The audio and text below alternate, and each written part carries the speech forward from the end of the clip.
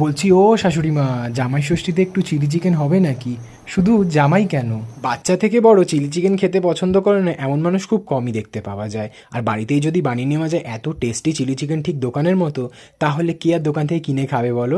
যখন খুশি বাড়িতেই বানিয়ে নিতে পারে। তো চলো তোমাদের সাথে ইজি রেসিপিটা শেয়ার করে দিই। সবার আগে একটা বাউলে নিয়ে নেবে চিকেনের সলিড পিসগুলো ভালো করে ধুয়ে, তারপরে ওর মধ্যে অ্যাড করে দেবে আদা রসুন বাটা, লঙ্কা গুঁড়ো, গোলমরিচ গুঁড়ো, নুন, একটা ডিম, soya sauce, chilli sauce, tomato ketchup, cornflour আর ময়দা দিয়ে ভালো করে মিক্স করে রেখে দেবে এটা পকোড়ার জন্য চিলি চিকেনের। আধ ঘন্টা পর ম্যারিনেট হয়ে গেলে এখানে গরম তেল করে তার মধ্যে প্রথমে তেলটাকে হাই ফ্লেমে করে গরম করে তারপর মিডিয়াম হিটে এগুলো ভাজবে, তাতে চিকেনগুলো খুব সুন্দর সেদ্ধ হয়ে যাবে।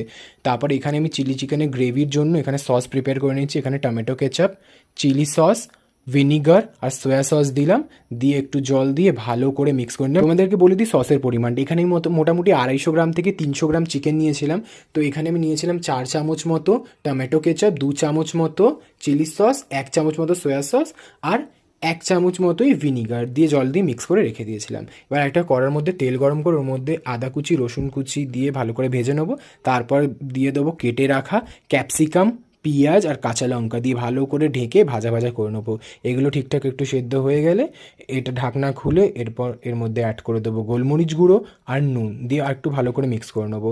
তারপর এর মধ্যে অ্যাড করে দেবো সেই সসের মিক্সচারটা দিয়ে ভালো করে কষবো যাতে একটু সসের গন্ধটা চলে যায়। আর এদিকে ততক্ষণ আমি বানিয়ে নিচ্ছি কর্নফ্লাওয়ারের জল। কর্নফ্লাওয়ার আর জল গুলে একটা এরকম ঘোল মতো বানিয়ে রাখো, এটা হচ্ছে গ্রেভিটাকে ঠিক করার জন্য। তারপর সসের গন্ধটা কেটে গেলে এখানে ভালো করে চিকেন পকোড়াগুলো দিয়ে কষবে।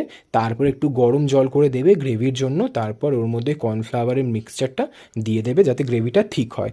এবার ঢেকে 3 থেকে 4 মিনিট ভালো করে লো টু মিডিয়াম আঁচেই ফোটাবে, নাহলে গ্রেভিটা কিন্তু শুকিয়ে যাবে। ব্যাস 3-4 মিনিট ফুটিয়ে নিলে তোমাদের chilli chicken ready. Fried rice কিংবা রুটি বা পরোটার সাথে ট্রাই করো, আর অবশ্যই জানিও কেমন হয়েছে বাড়িতে বানিয়ে। আর আমার ভিডিওটি ভালো লেগে থাকলে লাইক, ফলো, সাবস্ক্রাইব। দেখা হচ্ছে পরের ভিডিওতে। সবাই খুব ভালো থেকো, সুস্থ থাকো, টাটা।